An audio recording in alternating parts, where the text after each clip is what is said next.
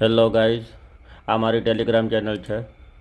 હું 19 તારીખે બપોરે 11:30 વાગે લાઈવ આવ્યો હતો યુટ્યુબમાં, પણ કોઈ પણ અમને લેવલ મળ્યું નહોતું.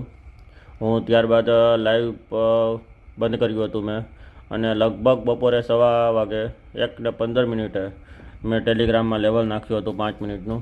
એ લેવલ અહીંયા તમે જોઈ શકો છો. મેં 5 મિનિટનું જે લેવલ આપ્યું હતું, 1 મિનિટની કન્ફર્મેશન કેન્ડલ સાથે લેવાની વાત થઈ હતી.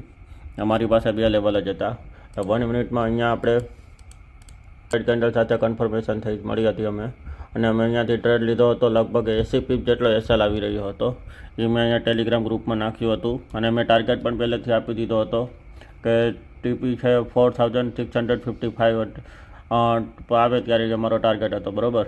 અને લગભગ એટલે કે મતલબ કે 1:30 વાગે મેં 300 પીપનો મેં ટાર્ગેટ ડન હતો, પીપ ડન આપ્યા હતા. એટલે ત્યારે માર્કેટ લગભગ અહીંયા ચાલી રહ્યું હતું.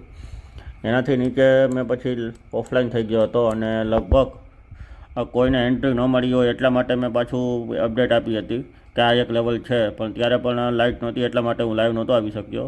એટલે 5 મિનિટનું કે જે મેં બીજું લેવલ આપ્યું હતું, પણ માર્કેટ કાંઈ આવ્યું નહોતું.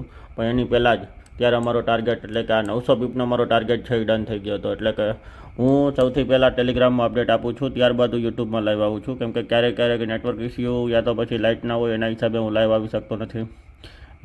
જોઈ શકો છો તમે, સૌથી પહેલો ટાર્ગેટ મેં એ જ આપ્યો હતો, અને ટાર્ગેટ અમારો હિટ થઈ ગયો હતો. મેં ટેલિગ્રામમાં અપડેટ બી આપું છું. આવી જ રીતે દરરોજ નવી અપડેટ માટે